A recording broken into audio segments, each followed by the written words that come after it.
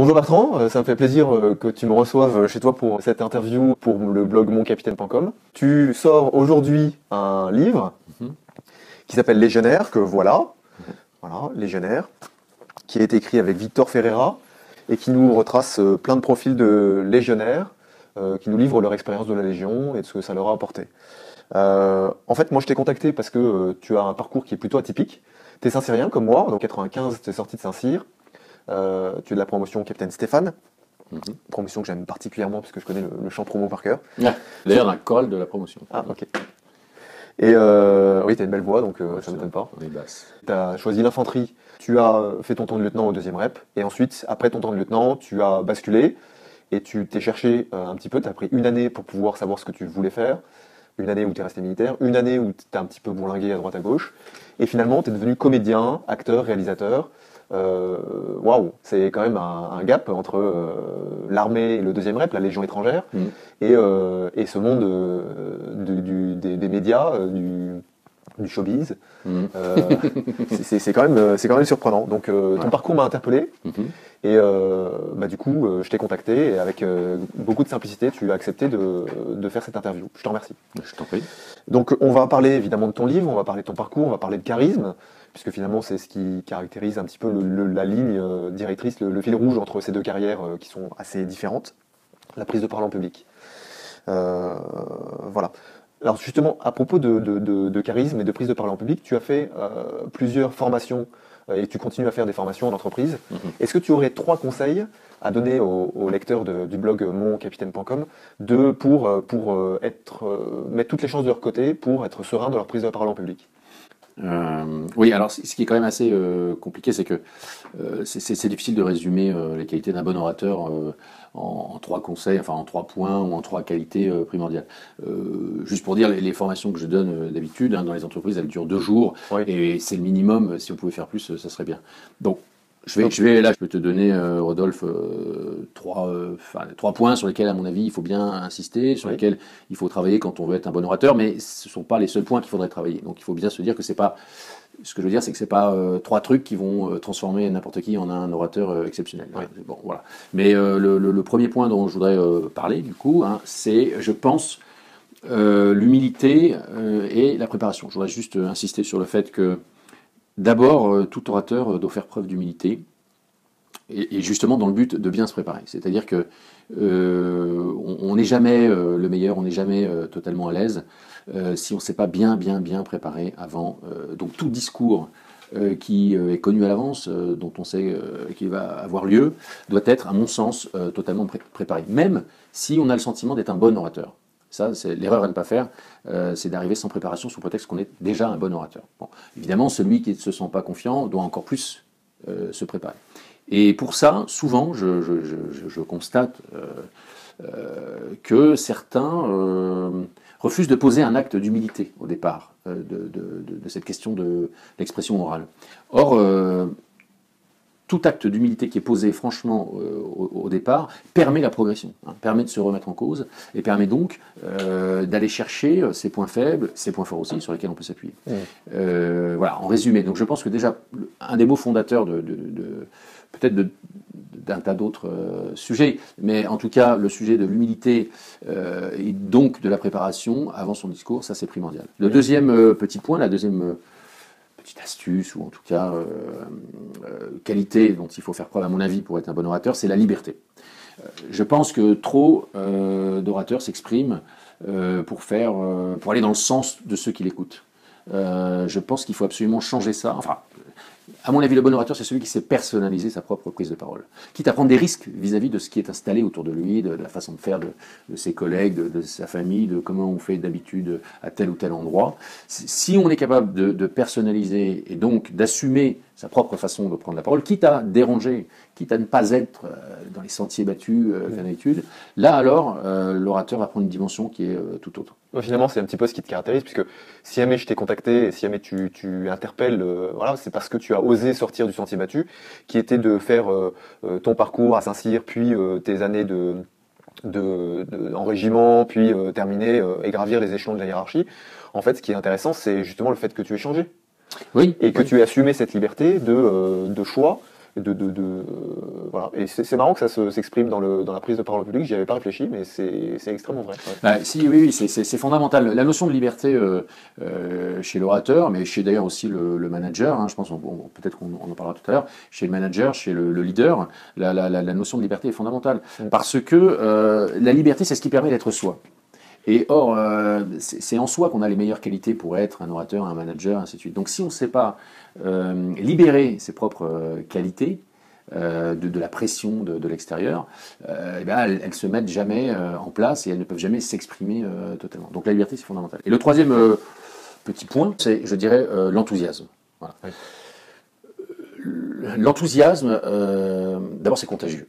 Oui. Voilà. Alors, quand vous avez un discours, quand on a un discours à transmettre, quand on a un message à transmettre à travers un discours, il n'y a rien de pire qu'un orateur triste. Il n'y a rien de pire qu'un orateur qui n'a pas l'air d'être heureux de transmettre son message. Qu'on parle de physique nucléaire ou d'OGM ou d'un super film ou autre, si on n'est pas enthousiaste, autant pas prendre la parole. Et ça, l'enthousiasme, c'est pas quelque chose qui est inné. C'est quelque chose, c'est une qualité, c'est une attitude qu'on déclenche en soi.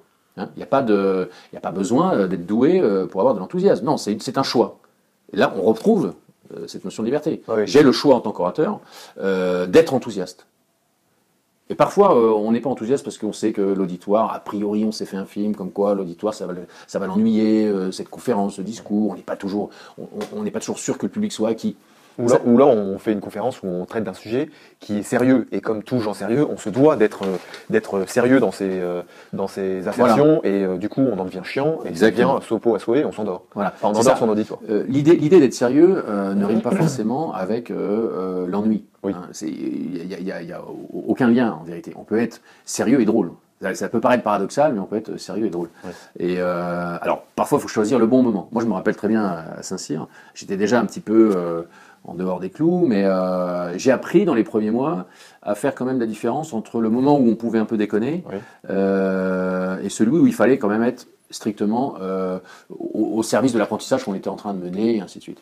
Mais une fois que j'ai eu ce petit calage, j'ai fait ce petit calage dans les 2 premiers mois, quand on arrive à Saint-Cyr en venant du civil, après on trouve la façon, et là je me suis pas renié, j'ai toujours été quelqu'un, j'étais dans les films machin, etc., dans l'aspect plus traditionnel d'une promo de Saint-Cyr, et on trouve sa ligne qui permet d'aller à la Légion après au 2e rep, tout en restant quelqu'un qui aime un peu déconner, qui aime faire le con parfois, voilà, et qui a une certaine joie de vivre. Ouais. Voilà, c'est tout. Donc c'est pas incompatible. C'est pas parce qu'on est sérieux qu'on est obligé d'être chiant.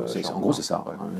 Voilà. Donc l'enthousiasme. Et l'enthousiasme, c'est un choix. C'est ça qu'il faut comprendre par rapport à l'orateur. Ok, donc premier point, l'humilité et la préparation. Ouais. 2e point, la liberté. Et 3e point, l'enthousiasme. Voilà. Et puis après, 4e point, en fait, se former soi-même. Ça, c'est quelque chose que j'aborde dans mon blog, puisque je pense qu'il y a un gros défaut de notre système éducatif en France, c'est qu'on pense qu'après qu'on a fini ses études, on a fait un bac+5 ou un master, et on s'est spécialisé, on a fait plein de choses, et on arrête de se former. Ouais. Alors que c'est une grave erreur, on doit essayer de se former au quotidien, et ne pas hésiter si jamais il y a une entreprise, votre entreprise, ou par l'armée, on ne cesse pas de se former, mais de continuer à se former et de participer, pourquoi pas, à une de tes formations. Ouais. Alors c'est très juste ce que tu dis, et ça rejoint d'ailleurs la notion d'humilité. C'est-à-dire que c'est pas parce qu'on a un diplôme excellent, magnifique, quel qu'il soit, que c'est fini, on n'a plus rien à apprendre. Au contraire, il faut continuer à se former tout le temps, à rester curieux. Moi, j'en suis persuadé. Sur la prise de parole en public, alors il y a des formateurs comme moi ou d'autres, mais c'est vrai. Et là, j'en parle pas dans ma réponse à ta question, parce qu'on n'a pas le temps, mais ne serait-ce que d'aller sur Internet et faire quelques recherches autour de la prise de parole, ou alors d'aller dans un magasin, dans une librairie où il y a bien une dizaine d'ouvrages qui traitent du sujet, avec un petit peu de travail personnel, on trouve déjà 3-4 grandes qualités à développer, et qui sont développables sans être formés par quelqu'un. Donc ça, c'est déjà une vraie démarche. Bah c'est quelque chose, moi, souvent, tu connais l'expression, il faut pas avoir fait Saint-Cyr pour savoir faire ça. Non. Généralement, quand on me dit ça, je dis, bah en fait, moi j'ai fait Saint-Cyr, mais je sais toujours pas faire ça. Et en fait, c'est pas parce qu'on est sorti de Saint-Cyr qu'on sait tout faire. Ça c'est clair. Donc le coût de la formation, c'est quand même super. Alors, cet aspect formation, c'est une composante de ton profil. Tu développes des qualités de pédagogie pour faire ces formations. Qu'est-ce qui est primordial pour toi en pédagogie pour transmettre quelque chose, puisque le manager, à mon sens, doit savoir transmettre des choses. Qu'est-ce qui est primordial pour toi dans cette pédagogie et attitude du manager ? Alors, qu'est-ce qui est primordial pour moi en pédagogie? Alors, c'est vrai que j'ai toujours été soucieux d'être un bon pédagogue dans mon parcours, que ce soit dans l'armée d'ailleurs, ou depuis que je suis devenu comédien et réalisateur, même si... Justement, dans l'armée à Saint-Cyr, on est formé sur la pédagogie. Ouais. Normalement, si tu as choisi l'infanterie, tu as terminé dans les premiers Saint-Cyr, tu as choisi le deuxième rep, donc tu as terminé dans le premier d'infanterie. Donc tu fais partie quand même de ceux qui ont réussi leurs études à Saint-Cyr, qui sont parmi les bons élèves. On a des cours de pédagogie, tu as dû être un bon élève, un bon pédagogue. Oui, on peut le dire. Enfin, Voilà, on peut dire ça. Tes instructeurs On peut dire que ça fait partie de mes meilleures matières. Je ne suis D'accord. pas forcément le meilleur partout, mais en tout cas, dans la pédagogie, j'ai toujours eu des bonnes appréciations. D'accord. Ouais. Donc, est-ce que tu peux nous en parler? Moi, déjà, alors c'est très personnel, c'est très instinctif, intuitif, ce que je vais dire, parce que je ne suis pas un conférencier, je n'ai pas théorisé le problème de la pédagogie. Moi, je pense que c'est déjà, il faut absolument avoir le souci de la compréhension de l'élève ou de celui à qui on veut transmettre quelque chose. Oui. Hein, il faut avoir son besoin, il faut comprendre son besoin, il faut comprendre son niveau actuel. Hein, c'est pas juste recevoir un listing en disant voilà tel niveau estimé, tel truc. Non, c'est pas ça. Il faut rapidement cerner son besoin. Alors quand vous faites une conférence face à 500 personnes, vous ne pourrez pas le faire, on est d'accord. Mais en même temps, une conférence, c'est pas tout à fait un enseignement, une formation. En général, les formations, telles que moi je les ai finalement toujours connues, il y a suffisamment peu d'élèves pour qu'on puisse très rapidement, encore faut-il qu'on en ait la volonté, mais pour qu'on puisse très rapidement s'attacher à la compréhension de qui est chacun. Ça, c'est déjà une première chose. Parce que je vois bien dans la formation à la prise de parole que je fais donc régulièrement, j'ai des groupes de à peu près de 8, on va dire, en moyenne. Oui. Très rapidement, j'ai 8 cas totalement différents. Alors que je suis censé avoir à peu près les mêmes profils au sein de l'entreprise. Et en fait, tout de suite, parce que j'ai l'habitude, ainsi de suite, et parce que j'ai cette volonté très rapide, dès ma première demi-heure, il faut que je comprenne qui j'ai en face de toi. Et je vois à chaque fois que j'ai un panel totalement différent de personnes, de psychologie, d'attentes, de besoins, de niveaux, etc. Donc ça, et je pense que cette analyse que j'essaye de faire toujours très très rapidement m'aide beaucoup pour le reste de la journée. Enfin, de ma journée de formation ou les 2 jours. Voilà. Ça, c'est une première chose, il faut comprendre l'autre. La deuxième chose, il faut s'attacher, s'obstiner, se faire mal pour transmettre un message clair. Voilà. Et ça, c'est quelque chose qu'on doit s'imposer, décortiquer son message, clarifier son message, le découper, le faire en sorte qu'il soit simple, très simple. Voilà. Et s'il faut, le découper en étapes, ainsi de suite. Mais il faut avoir cette volonté d'être clair. Ça ne sert à rien de sortir des formules incroyables sous prétexte qu'on est soi-même un bon qu'on est théoricien dans tel ou tel niveau. Ça ne sert à rien, on ne transmet rien avec les phrases compliquées. Donc il faut faire des phrases simples et transmettre des messages clairs. Ça, c'est le deuxième point, je pense, personnel, sur la pédagogie. Et puis je dirais le troisième point qui paraît aussi peut-être évident, mais c'est vérifier que l'élève a bien compris. Oui. Ça, c'est évident. Mais trop de gens font l'impasse. Peut-être par peur d'ailleurs d'être renvoyés face à eux-mêmes en tant que formateurs. Peut-être d'avoir peur d'entendre un élève dire « Eh ben non, j'ai pas compris ». Et là, on le prend pour soi. Alors que c'est pas ça. C'est un échange. Si l'échange s'est pas fait la première fois, il peut se faire la deuxième fois. Et si justement on a cette volonté d'être clair et d'être sûr que l'élève a compris et d'avoir aussi au départ analysé qui il est, je pense qu'avec ces 3 dimensions, on finit la journée ou le moment en ayant vraiment fait preuve de pédagogie positive et donc en ayant transmis quelque chose, un enseignement. C'est comme ça que, en ce qui me concerne, j'arrive à avoir des formations qui sont efficaces et qui sont plébiscitées et sur le moment même. C'est-à-dire que les fins de formation, les gens sont très heureux, ont le sentiment d'avoir beaucoup appris, et pas toujours grâce à moi. C'est-à-dire aussi beaucoup appris parce qu'on s'est mis dans ce que j'appelle souvent, moi, notre petit laboratoire, et l'enseignement a émergé du groupe par les échanges. Évidemment, je suis un peu le guide. Évidemment, j'ai une certaine connaissance que je vais transmettre. Mais cette connaissance, elle est transmise par la prise de conscience de l'élève. Oui. Voilà. Ok. Bah écoute, prendre la parole en public, la pédagogie, mais en fait, pour transmettre un message, c'est tout un art.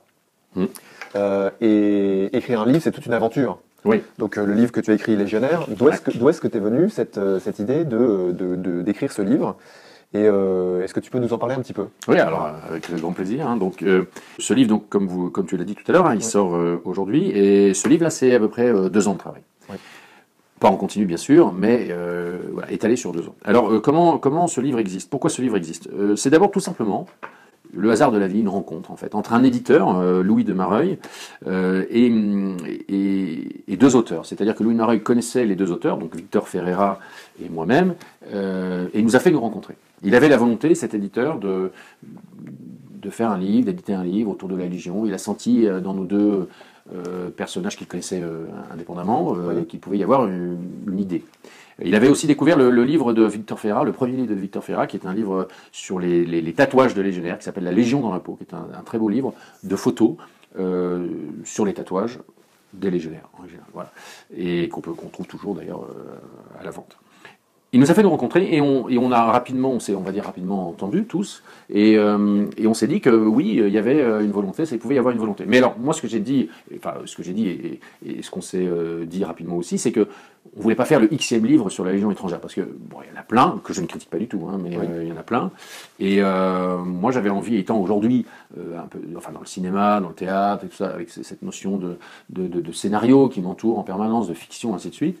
Je sais plus si c'est moi qui l'ai proposé d'ailleurs, peu importe, mais au fil de la discussion est née l'idée de faire un livre de photos avec des monologues. Donc là, je peux montrer par exemple, voilà, j'ai un portrait type, hein, c'est une double page, une photo, et ici un monologue du légionnaire en question. Il y a 64 comme ça, double page, une très belle préface au départ de Adrien Jaune, qui est grand reporter au Figaro. Oui. Et donc chaque portrait, en fait, c'est la photo et un monologue tiré de la pensée du légionnaire. Et cet axe-là est relativement original, je dirais, par rapport à ce qui a déjà pu être écrit sur la Légion. Et à partir du moment... qu'est-ce qu'ils racontent ces légionnaires? Alors déjà, il faut savoir comment ça s'est passé. Victor Ferreira, qui est reporter photographe, donc qui a fait les photos du livre, lorsqu'il est allé faire les photos, il a aussi fait une interview audio au même moment de la photo, sur la base d'un questionnaire de 12 questions à peu près, qu'on avait établi ensemble, et il a toujours utilisé le même questionnaire. Okay. Et ce qui est assez riche, c'est que finalement, à partir de ce questionnaire, qui était toujours le même, a donné une multitude de réponses totalement différentes, parce que la vie s'est emparée de chaque entretien, en fait. Et puis il y avait aussi une confiance réciproque dans ces entretiens. Donc il a fait comme ça des interviews, des entretiens enregistrés, et qu'il m'a transmis ensuite, avec les photos. Et moi, de ces entretiens, j'ai tiré un monologue à la première personne, hein, il s'exprime tout, j'ai fait ci, fait ça, j'ai voulu ci.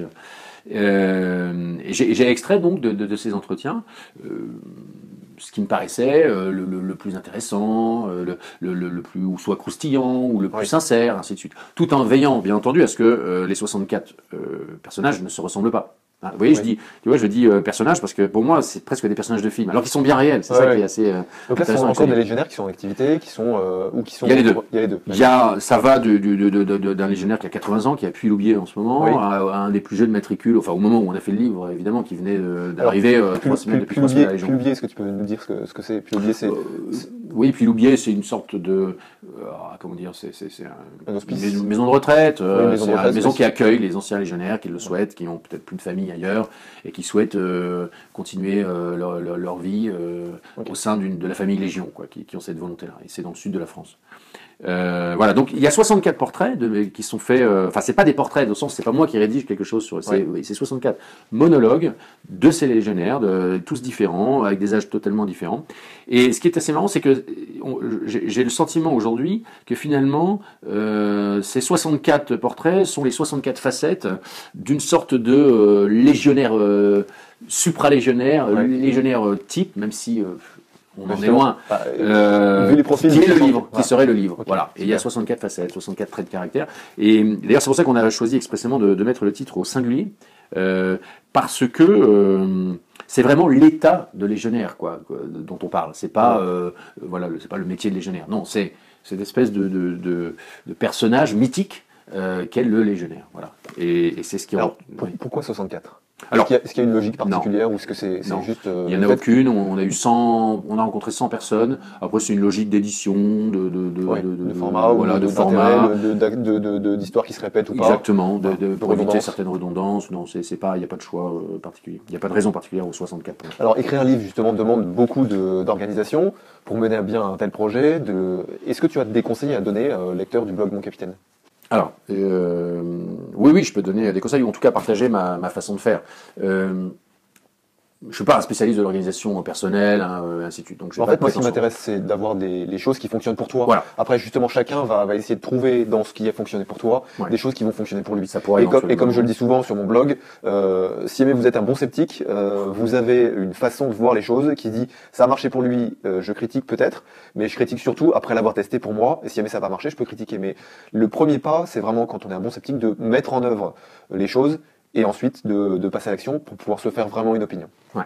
C'est bien, tester, pratiquer.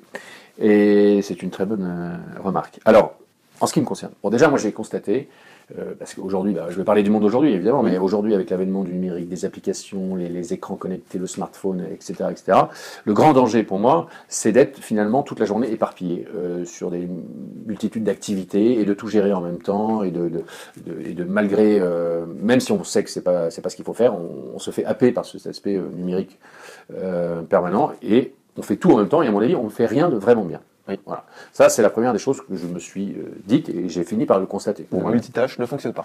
En tout cas, il a plus que ses limites. Voilà. Ah, ouais. Alors voilà. Donc ça, c'est la première chose. Alors comment je fais moi du coup, parce que c'est pas si facile que ça, de lutter contre son smartphone et ainsi de suite. Donc moi, comment je fais? Ce que je fais, c'est que la première chose, c'est que je fixe. Alors, je liste mes tâches, bien entendu. Je liste mes tâches, ça c'est sûr. J'ai tant de projets, surtout dans mon métier de communarisateur, je peux avoir 12, 15 projets en même temps, tous très importants, enfin, tous importants pour moi, tous très différents, qui ne font pas appel au même secteur et aux mêmes intervenants, etc. Donc, bon, il y a un truc à devenir fou. Mais je liste déjà ces projets-là. Ensuite, ce que je fixe à une date donnée, un temps T, un ordre de priorité. Ça, pour moi, c'est vital. Je me dis quel est celui que je veux travailler en premier ou que je dois travailler en premier et je me fixe un ordre de priorité.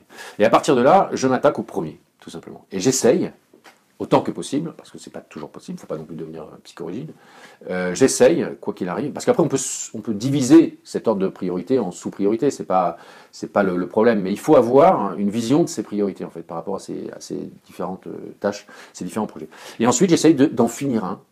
Avant de passer au suivant, de toujours en finir. Je donne un exemple, peu importe, sur une journée, si j'ai deux choses principales à faire, je vais pas. La tentation d'aujourd'hui, c'est de jongler entre ces mails, d'aller faire un peu du projet A, et puis de regarder un peu le projet B quand même, revenir à ces mails, prendre un café, ainsi de suite. Bon, ça, finalement, c'est n'importe quoi.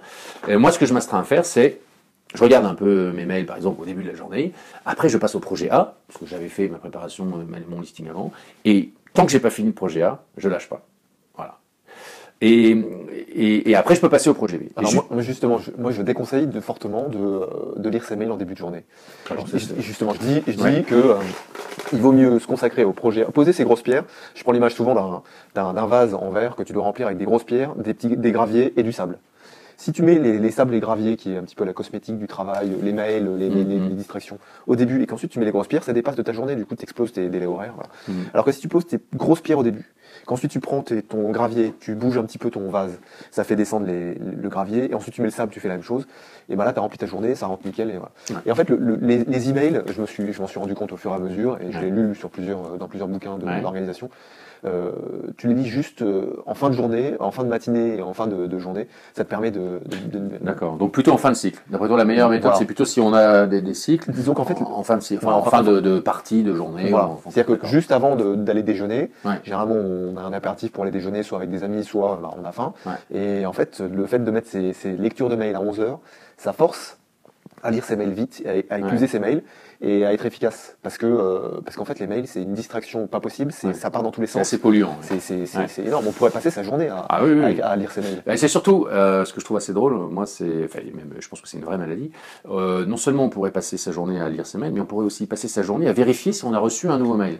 Et ça, si on cumule le nombre de secondes perdues à se demander, j'ai pas un nouveau mail là? Je pense que ça, c'est terrible. Donc, moi, je rejoins complètement ta remarque et voilà, tant mieux si tu as pu l'expérimenter. En tout cas, sur les autres, donc pas sur le travail ordinateur et mail, sur les autres projets, voilà, je m'astreins à finir une tâche. Et je voulais juste rajouter, c'est que pour moi, c'est le meilleur moyen d'avoir du plaisir au travail. C'est-à-dire que j'ai enfin le plaisir. Parfois, je commence des semaines en me disant « Waouh, comment je vais faire là? Comment j'ai tout ça à faire? Comment je vais faire ?» Et si je suis cette petite méthode personnelle, je m'aperçois que le lundi soir, ça y est, j'ai déjà fini le A. Et là, j'ai une liberté qui s'installe à moi, une satisfaction, une détente, ainsi de suite. Je sais que j'ai pas encore fait, il me reste encore B, C, D, E, F à faire, mais je sais que j'ai déjà fait A. Oui. Et ça, c'est acquis, c'est fait. Alors que si je fais A, B, C, D tout en même temps jusqu'au vendredi, bah finalement tout au long de la semaine, je suis jamais très sûr d'en avoir fini un, je sais pas lequel je vais finir en premier, je sais pas s'il va pas m'arriver un truc qui va m'empêcher d'en finir un seul. Oui. Voilà. Donc personnellement, c'est comme ça que j'avance le mieux. Donc en listant les tâches, en leur donnant un ordre de priorité et en les faisant une par une. Voilà. Bon, ça c'est la vraie chose. Et enfin, pour finir, je pense que régulièrement, alors ça après chaque secteur est différent, mais régulièrement il faut revoir sa liste de priorités. Parce qu'il ne faut pas s'enfermer non plus, il ne faut pas devenir psychologique, il ne faut pas s'enfermer et c'est là que l'humilité revient par exemple. C'est pas parce que le lundi je m'étais dit bah, c'est ça que je dois faire absolument, que le mercredi je ne peux pas me rendre compte que je me suis planté sur mon ordre de priorité. Oui. Parce qu'il y a eu tel événement extérieur qui est arrivé, telle chose, ainsi de suite. Bon, voilà. Donc, et de temps en temps on fait un petit check de l'ordre de priorité. Moi c'est ce que je préconise. Pas toutes les heures, hein, c'est comme les mails, Oui. attention. Mais je sais pas, ça dépend après des secteurs en fait. Hein. Et puis ça dépend de la taille des tâches que vous avez à faire. Si ce sont des tâches qui durent 1 heure, c'est une chose. Quand vous avez des tâches qui demandent un gros travail de réflexion pendant une journée et demie, ben, c'est pas la même gestion du temps. Voilà. Ouais. Alors justement cette partie organisation, cette partie structure, on nous l'apprend à Saint-Cyr, même si en fait à Saint-Cyr on apprend plein de choses et on n'apprend rien. C'est surtout en fait la vie qui nous apprend et qui nous force à nous organiser. Pour moi, Saint-Cyr nous donne une structure de raisonnement, une structure de pensée qui est pas rigide justement, qui nous force à essayer de nous adapter aux décisions qu'on a à prendre. Est-ce que tu peux nous dire, toi qui as le recul justement de la vie militaire et de la vie civile, ce qui fonctionne pour tout ce qui a fonctionné, ce que tu as appris dans la vie militaire et qui t'a le plus servi dans ta vie civile? Ouais. Alors, déjà, je voudrais juste rebondir sur ce que tu viens de dire sur qu'est-ce que nous apprend Saint-Cyr. Alors, chacun a son ressenti là-dessus. Pour moi, je pense que Saint-Cyr, déjà, je pense que c'est la meilleure école de management qui existe en France. Enfin, je ne vais pas parler au-delà de la France parce que je ne connais pas les Moi, je pense dans le monde. Peut-être dans le monde, ouais. Je pense que c'est la meilleure école de management. Pourquoi une des raisons essentielles, c'est parce que finalement, les 3 années qu'on passe, on les passe à se poser des questions sur le management en fait, et que c'est pas parce qu'il y a des choses enseignées qui sont incroyables sur le management, c'est pas ça, c'est que on a les mains dans le cambouis en termes de management pendant 3 ans, tout le temps, ou presque. Et ça, dans des situations aussi variées que quand tu fais ton stage parachutiste, Voilà, que quand tu fais ton stage commando ou de survie en forêt équatoriale, voilà, dans le désert, en haute ou montagne. exercice militaire de base, etc., Voilà. etc. Et donc c'est ce qui fait, la pratique finalement fait des Saint-Cyriens, des managers, de bons managers. Ensuite, ce qu'on apprend aussi, au-delà de cet aspect meilleure école de management, moi ce que j'ai surtout appris à Saint-Cyr, c'est le goût du travail bien fait, le goût du travail fini, la volonté d'achever une mission, Oui. la volonté de Le culte de la mission. voilà, le culte de la mission, la volonté. J'ai pris conscience en tant que chef, enfin futur chef, que si on me donnait une responsabilité, justement la responsabilité des officiers, enfin, voilà, sur le terrain et pourquoi pas en guerre. J'avais cette responsabilité et je devais être à la hauteur de cette responsabilité et pour ça aller au bout de ma mission, aller au bout. Et c'est ce sens-là, finalement. C'est pas là que j'ai appris, c'est ce que tu disais tout à l'heure, la vie après nous apprend beaucoup de choses. Oui. Mais le fait d'aller au bout de ma mission, Oui. de ma tâche, aujourd'hui je suis plus militaire mais j'ai des tâches, des missions, des projets, on appelle ça ce qu'on veut, le fait d'aller au bout, pour moi, ça, je l'ai appris à Saint-Cyr. Et ce livre, par exemple, je sais plus quand, avant-hier, je croisais un ami à qui je lui montrais avant la sortie aujourd'hui. Il m'a dit, tu vois, je trouve ça génial parce que ce truc, t'es allé au bout, quoi. Et c'est un civil, hein, c'est un comédien et ça. Et en fait, je pense que c'est une des qualités les plus difficiles à avoir pour tout le monde, pour chez nous tous, hein, c'est d'aller au bout d'un projet, de ne pas le lâcher jusqu'au bout et de le finir. Voilà. Peu importe s'il est bien fait, mal fait, raté, ainsi de suite, mais finir les choses, ce qu'on a commencé. Et ça, je pense que je l'ai appris à Saint-Cyr. Alors justement, moi j'ai fait tout un cycle d'articles sur la méthode de raisonnement tactique, ce qu'on nous apprend à Saint-Cyr en école de spécialité. En fait, pourquoi est-ce qu'on a cette obligation d'aller au bout de la mission? C'est que quand on part en mission sur le terrain, on a en charge des vies humaines. Et du coup, en fait, cette responsabilité fait que on peut pas se planter, on peut pas tout ce qui est méthode de raisonnement tactique, moi que j'ai décliné en gestion de projet ou gestion de crise. Ça force à voir l'ensemble des facettes d'un problème pour étudier la chose de la manière la plus efficace possible en prenant la décision la meilleure ou la moins mauvaise. Mais en prenant une décision, et ensuite en allant jusqu'au bout de cette décision, en la déclinant avec 3 temps et une façon de voir les choses qui est unique et qui est spécifique au milieu militaire. Oui. et qui est extrêmement valorisante parce que on est sûr que c'est des choses qui vont fonctionner. C'est un canevas qui peut paraître rigide si jamais on est de l'extérieur et qu'on voit les gens réagir ou se dire je vais me poser des questions dans cet ordre-là, appliquer tel canevas. Mais en fait c'est un canevas qui libère, qui permet de se libérer de toute une réflexion qui peut être aléatoire et pour ne rien oublier. Ouais, c'est ça. Et la prise de décision, ça aussi c'est primordial. Ça c'est valable dans le civil. Je pense que les grandes qualités d'un manager en règle générale, c'est d'être capable de décider, de prendre une décision, de trancher. Oui, non. On reporte à demain, on n'est pas prêt à prendre cette décision, attendons demain, je veux plus d'informations, revenez, etc. Ouais. Cette capacité à discerner la bonne décision. On peut se tromper, hein, mais cette capacité à avoir le courage de prendre une décision. Ça, à mon avis, c'est aussi ce qui fait de soi un bon manager. Hein. Et alors là, on revient sur la liberté. La liberté d'oser prendre une décision, et peut-être la conséquence sera une erreur, peut-être ou pas, mais au moins on se sent libre de le prendre, de prendre la décision, de faire ce choix. Alors qu'est-ce qui, selon toi, ou selon l'un des personnages de ton livre, donc puisqu'il y en a 64 qui sont exprimés dans ce livre, Oui. Qu'est-ce qui, selon toi, ou selon l'un de ces personnages, fait la plus grande ou les plus grandes qualités d'un bon manager?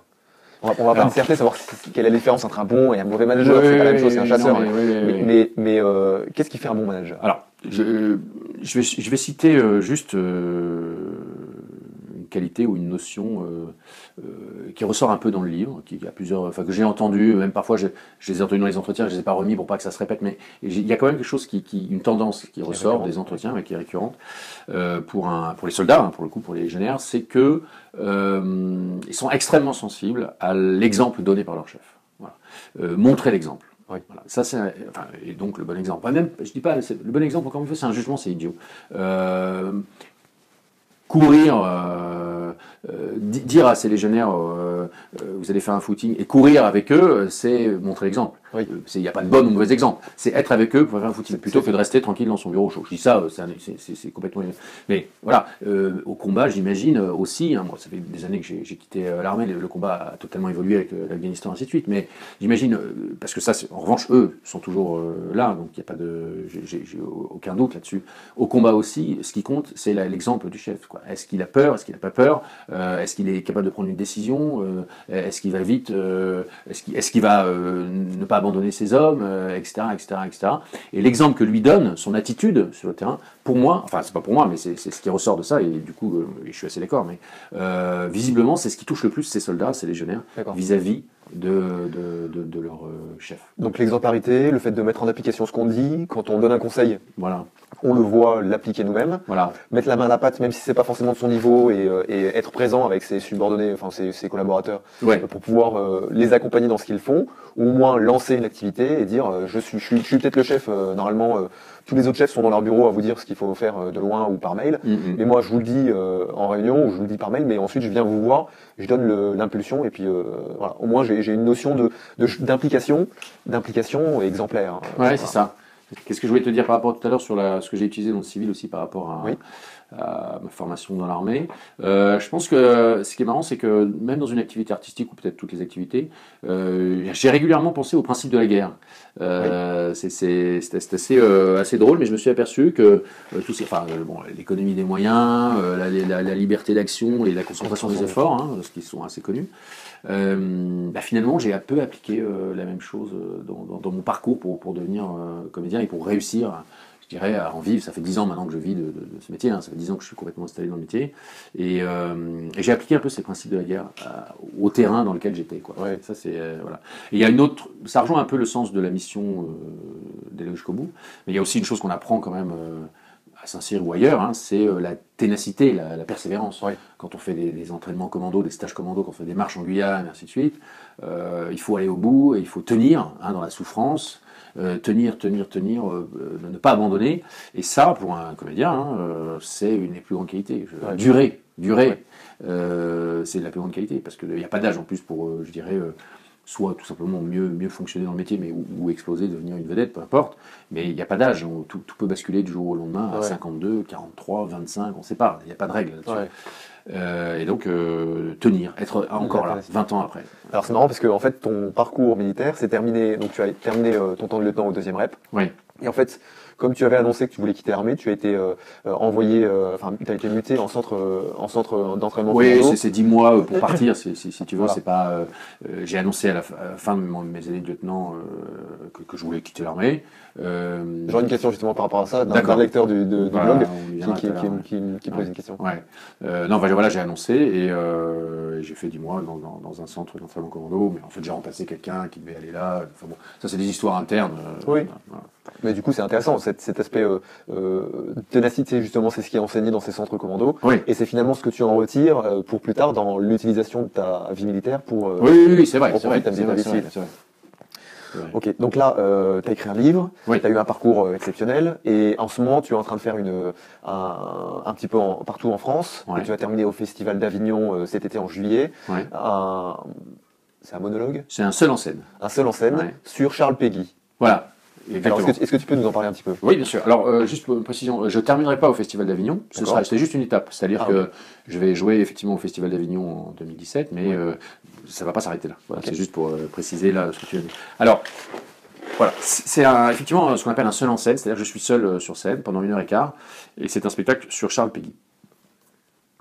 Alors, pourquoi Charles Péguy? Pourquoi Charles Péguy? Parce que je voulais faire un seul en scène. Je voulais être seul sur scène. C'était une envie que j'avais en tant que comédien. Mais je n'avais pas de sujet particulier, je savais pas. Et j'ai discuté avec des amis, tout simplement. Et il y en a un ou deux il y en a un surtout qui m'a dit: tu devrais t'intéresser à Charles Péguy. C'est un personnage très riche et qui tirait bien. Voilà, c'est une intuition d'un ami. Oui. Et qui tirait bien, voilà. Et en plus, tu lui ressembles physiquement. Bon, alors, je suis allé voir, j'ai redécouvert Charles Péguy, que je connaissais vaguement. Hein, Ouais, parce qu'en fait, à Saint-Cyr, on nous parle de Charles Péguy, oui, voilà. qui a été soldat, qui a qui été est mort, poète, qui est mort en 14, quoi, qui est déjà ça, surtout. J'ai découvert cet homme-là à travers un ou deux livres, ou des articles, enfin peu importe, et je me suis aperçu qu'il était vraiment assez intéressant, et surtout, son parcours, sa vie résonnait pas mal en moi, en fait. À partir de là, je me suis dit, il faut écrire. Oui. Et étant déjà en écriture de longs métrages pour le cinéma, enfin ayant déjà beaucoup de projets, pour ce projet-là de théâtre, je me suis dit, c'est pas toi qui vas l'écrire, ça c'est pas possible. Fixer les ordres de priorité, les tâches, ainsi de suite. Et là, je suis allé chercher un ami, Samuel Barthelin, qui est journaliste. Je suis allé lui proposer d'écrire ce spectacle. Alors, il n'est pas du tout auteur de théâtre. Il s'est plongé. Alors, il a un petit peu regardé comme moi. Il a dit, ok, ça m'intéresse. Il s'est totalement plongé dans la connaissance, enfin dans la recherche sur Charles Péguy, dans la recherche de connaissances sur Charles Péguy. Il a lu au moins 12 bouquins, je ne sais plus. Et il est parti dans l'écriture. On a mis 18 mois, pareil, pas en travaillant tous les jours, mais on a mis à peu près 18 mois à écrire ce spectacle, qu'il a écrit lui, hein, évidemment, mais de temps en temps, on se faisait des réunions, on regardait où ça en était. Moi, je lui faisais un retour sur l'aspect théâtral, parce que lui n'étant pas un auteur de théâtre, il n'y avait pas forcément d'évidence pour lui à comment écrire du théâtre. Et puis je lui donnais tout simplement mon ressenti en tant que comédien, ainsi de suite. Et on a mis comme ça 18 mois pour écrire la version actuelle du spectacle que je joue. Et alors la version actuelle du spectacle, donc pour rentrer dans le détail, qu'est-ce que c'est? C'est un seul en scène, il y a 15 personnages, c'est une sorte de biopic. Voilà, c'est un biopic, comme on en fait au cinéma, mais là c'est un biopic théâtral, avec 15 personnages, joués par un seul acteur, qui retrace fidèlement, avec justesse, je pense, très fidèlement et de manière très juste, la vie et l'œuvre de Charles Péguy. Okay. Voilà. Et la trame, parce que je peux donner un petit peu la trame, c'est intéressant, c'est un jeune journaliste qui vient voir Charles Péguy juste avant son départ pour la guerre en 14, qui vient lui demander, lui dire, je voudrais un entretien avec vous, je voudrais faire un article sur vous dans une revue. Charles Péguy lui dit, bah oui, d'accord, bon, alors qui êtes-vous? Ok. Et une conversation s'engage comme ça, entre un jeune un peu peut-être insolent, qui le titille un peu sur ses pensées. La conversation entre les deux personnes s'engage. Et puis de cette conversation, en fait, on va repartir dans des flashbacks qui vont illustrer certains grands moments de la vie de Charles Péguy. Donc on parle de son enfance, une enfance très pauvre dans les faubourgs d'Orléans. On parle de l'éducation, son éducation, c'est vraiment un produit pur et dur de l'école de la République. Sans l'école de la République, sans l'école pour tous, Charles Péguy n'aurait pas existé. Il aurait été intelligent, mais il serait resté paysan. Voilà, et ainsi de suite. Alors après, son travail au niveau du socialisme, Dreyfus, son combat pour Dreyfus, le socialisme aussi, son rapport à Jean Jaurès, etc., jusqu'à la fin de sa vie, où effectivement il meurt. Enfin, la mort est évoquée, elle n'est pas jouée dans le spectacle. D'accord. Alors Charles Péguy, il est de droite ou il est gauche? Alors, il est ni de droite ni de gauche, Charles Péguy. Et c'est ce que j'aime. Enfin, c'est ce que j'aime dans ce personnage. Pourquoi, je dirais après, pourquoi je l'ai aimé. Finalement, C'est ça que j'aime le plus dans ce personnage. C'est que c'était un personnage libre, qui a eu, on revient encore à cette notion de, j'ai l'impression de me répéter, mais bon, la liberté, voilà, c'est ce que j'aime. Il a eu le courage, c'est un homme qui a eu le courage, voilà une autre notion à laquelle je suis très attaché, le courage, mais il a eu le courage d'être libre face à la pensée des autres, et d'être fidèle à lui-même, quitte à, non pas se renier, mais quitte à changer d'avis. Mais il n'a jamais changé d'avis pour faire plaisir aux autres, faire plaisir à l'entourage, ou faire plaisir à ceux qui étaient connus dans son époque. Quand il a changé d'avis, quand il a fait un virage, il l'a fait en conscience par rapport à un ressenti, à un sentiment personnel, à une intuition, ou tout simplement oui, à un état personnel. Et ça, je trouve que c'est extrêmement courageux, et c'est donc une vie totale de liberté. Et certains disent qu'il a été isolé, ainsi de suite. Pas tant que ça. Il a trouvé peut-être les véritables amis dont tout le monde pourrait rêver, peut-être, parce que comme c'est un personnage qui était extrêmement peut-être pur, peut-être quitte à être désagréable parfois, ainsi de suite, mais ça c'est la petite histoire, c'est pas forcément très intéressant. On pourrait penser aux misanthropes, mais c'est pas forcément ça.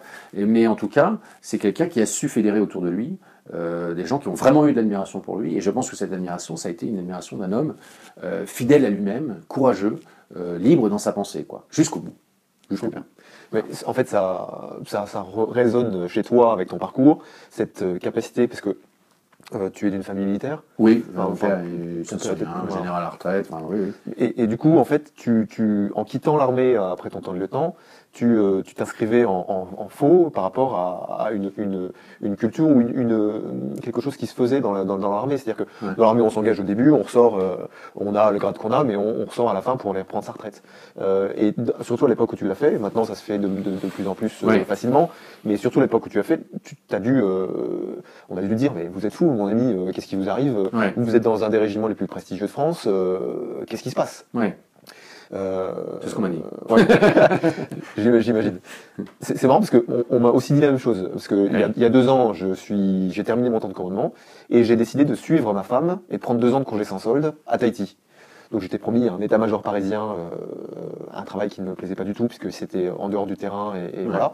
Et en fait, je pouvais rentrer dans le cadre et dans le moule en me disant je vais avoir ma petite vie parisienne.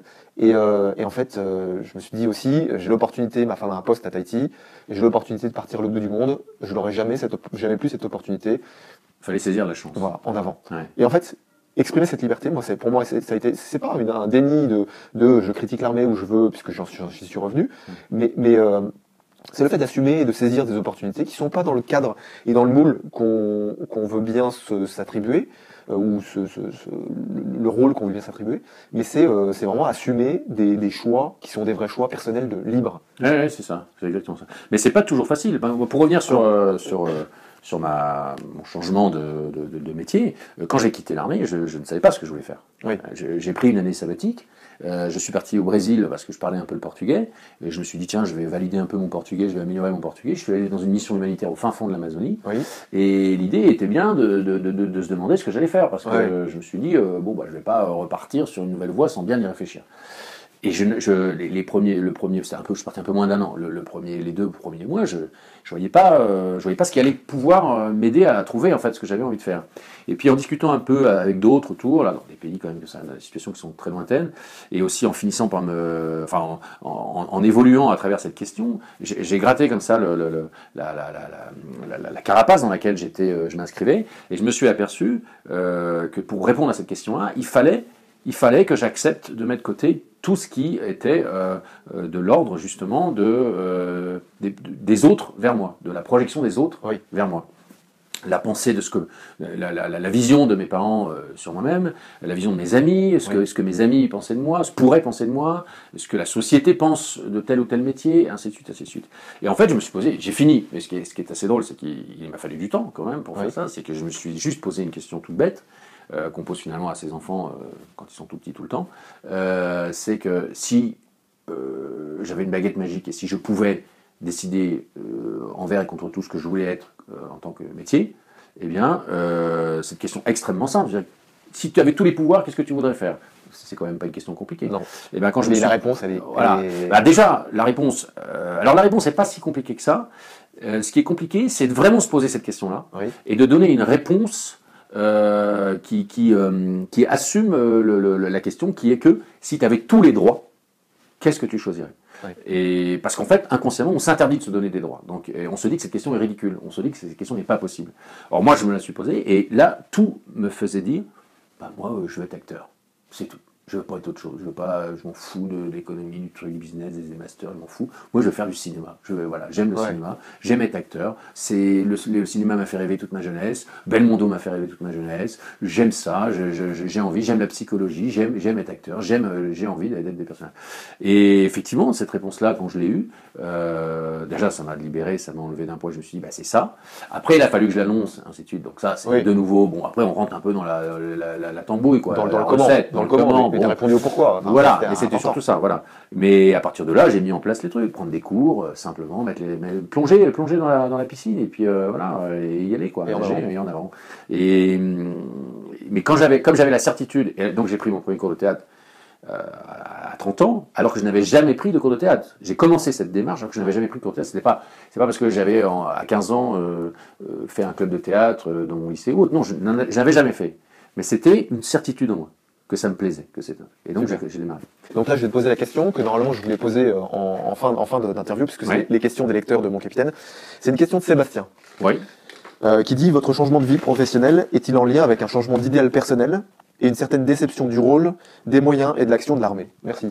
Alors en fait, parce que ce qui interpelle, c'est que tu as quitté l'armée, mais tu savais pas quoi faire. C'était pas pour t'as quitté l'armée pour devenir comédien.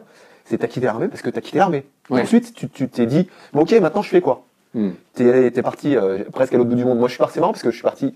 Le fait du départ et de couper ces amarres, ces cordons, ces carcans et de sortir du moule, c'est important. Donc, quand on a un changement de vie, de changer de cadre, parce que du coup, ça permet de libérer sa pensée. Donc, t'es parti au Brésil. Moi, je suis parti à Tahiti. Bon, voilà. Et du coup, t'as trouvé ça au Brésil. Mais c'est pas quelque chose que tu as trouvé quand tu étais l'armée, tu as dit je veux faire ça, du coup je quitte l'armée. Non. Qu'est-ce qui t'a poussé Est-ce que tu peux alors pour répondre à ce monsieur, non, j'ai pas été déçu de la chose militaire, j'ai pas été déçu de ce que faisait l'armée, de son organisation. Non, j'ai simplement pris conscience. Je savais pas que je voulais être comédien, ok, on l'a dit. Mais en revanche, je savais que je voulais plus rester là. Pourquoi je savais que je pouvais plus rester là? Parce que j'ai pris conscience, et ça j'en ai pris conscience dans l'armée, que c'était pas pour moi, que c'était pas en adéquation avec ce que j'étais vraiment au fond de moi. Et que donc, faire une carrière à long terme n'irait pas avec l'être que j'étais. Pour des tas de raisons, pour le caractère que j'ai, pour ce que j'aime vraiment faire, ce que j'aimais vraiment faire dans l'armée, finalement on le faisait peu.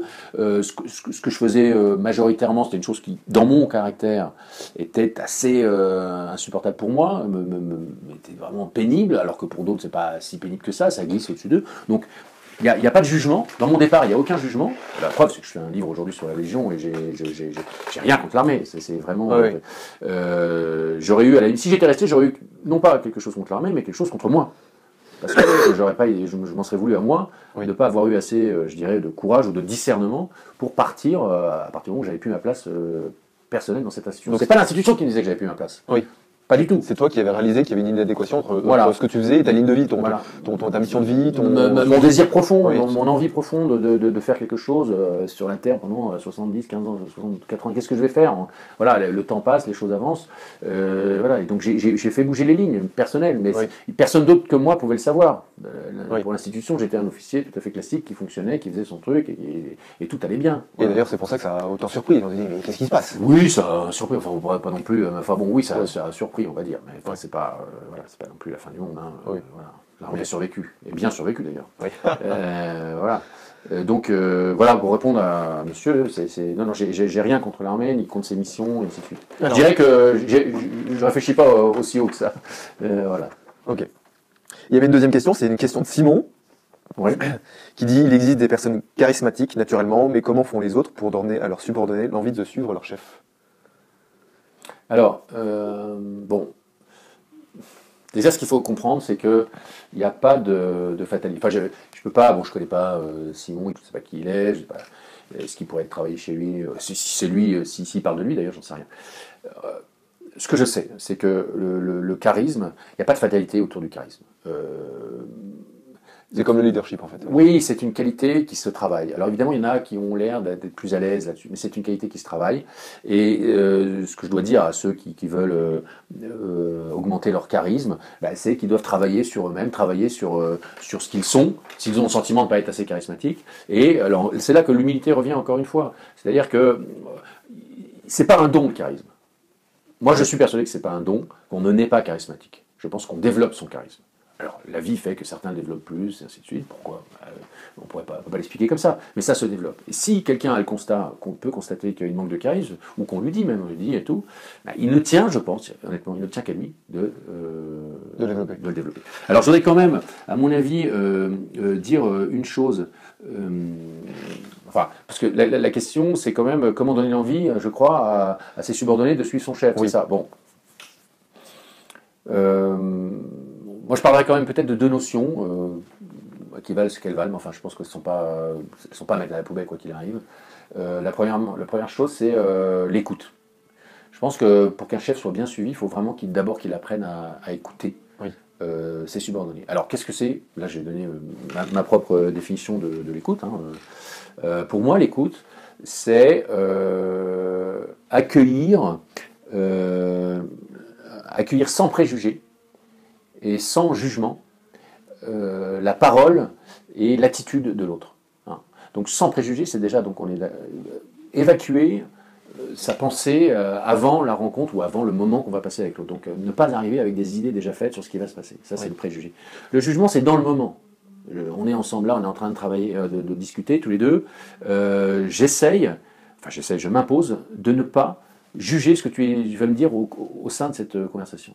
Et ça, c'est pas si facile que ça, parce que on est souvent porté à juger l'autre, à dire ah tiens ça c'est moins bien, lui c'est bien, ah ça c'est bien ce qu'il a dit. On s'en fiche de ça, c'est pas intéressant dans son rapport à l'autre. Ouais. Ça peut faire l'objet de débriefing ultérieurs par rapport à des situations en disant bon là qu'est-ce qui s'est bien passé, pas ok ça d'accord. Mais dans le moment, dans le rapport à l'autre, c'est pas ça. Donc et comme je parle d'écoute, il faut pas juger au moment du rapport à l'autre, de l'écoute de l'autre. Ensuite, c'est je disais donc le comportement. Hein, et la parole de l'autre. Donc c'est pas que les mots, c'est pas que ce qu'il dit l'autre aussi, c'est ce qu'il est. Donc l'écoute, vous voyez, tu vois, c'est pas juste ce qu'il va dire, oui, d'accord, non, moi je suis pas d'accord, non, c'est pas que ça. L'écoute, c'est aussi accueillir tout ce qu'il est, hein, dans son aide, dans sa façon, son parcours, et ainsi de suite. C'est ça la véritable écoute. Et puis évidemment, au début, il y a le mot accueillir, hein, accueillir la parole, et etc., ce que j'ai dit, sans préjuger, la parole et le comportement de l'autre. Et le mot d'accueil, ça est fondamental. Le mot accueil est fondamental. À mon avis, pour être un bon manager, un bon chef, suivi par ses subordonnés, que ce soit dans le civil ou dans l'armée, hein, il faut être en permanence avec un souci de l'accueil de l'autre.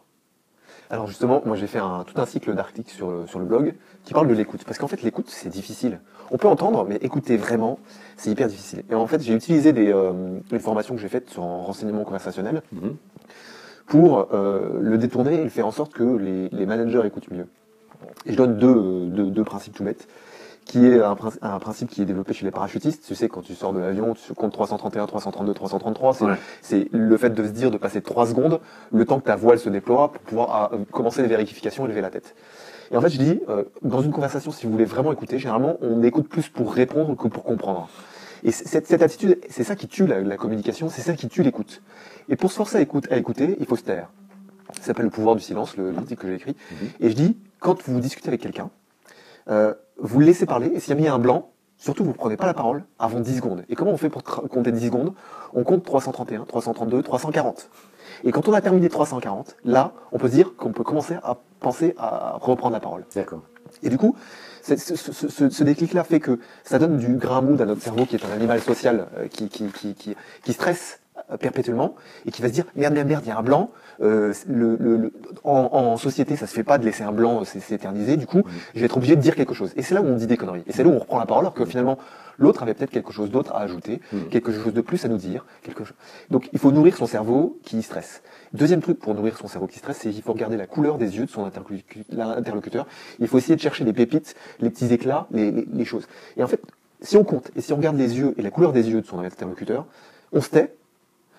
Et on écoute vraiment. Et on met de côté le cerveau qui stresse, et on est dans une logique où et on écoute. Ouais. Et ça, c'est génial. Bah, c'est très bien. Et donc, le silence, hein, justement, ce que je disais tout à l'heure par rapport aux formations sur la prise de parole, bon, le silence est au cœur de mes formations, hein, l'utilisation du silence, la force du silence, tout ça, ça c'est vraiment au cœur de la prise de parole, mais ça s'expérimente. Alors c'est difficile d'en parler parce que c'est quelque chose qui doit beaucoup s'expérimenter. Mais ce qui est sûr, c'est que dans ce que tu dis, ça rejoint, par un autre chemin, ça rejoint la notion d'accueil, juste pour revenir sur la définition de l'écoute. C'est que tu disais, on est plus là, enfin on entend ce qu'il dit, plus pour répondre rapidement, que pour recevoir ce qu'il dit. Ben, si on reprend ce mot comprendre, recevoir la parole de l'autre, ben, on revient sur la notion d'accueil, et non pas justement de je reçois sa parole pour lui répondre, pour avoir raison, pour ci, pour ça. Non, chaque moment, c'est un peu comme tu dis, chaque balle, chaque point est différent. On finit un point, on fait à l'autre. Ben là, c'est pareil. L'autre va dire une phrase, cette phrase-là, ou une série de phrases, on doit l'accueillir. Elle a son temps, elle a sa valeur propre, et on ne doit pas décider à l'avance de ce qui va se passer après cette phrase-là. Donc on doit d'abord l'accueillir. Et ensuite, effectivement, en utilisant le silence et en ne se précipitant pas dans la réponse, en général, la réponse est juste. Pas forcément vraie, fausse, bonne, mais juste. Et ça, cette notion de justesse, pour moi, à mon avis, est extrêmement importante. Voilà.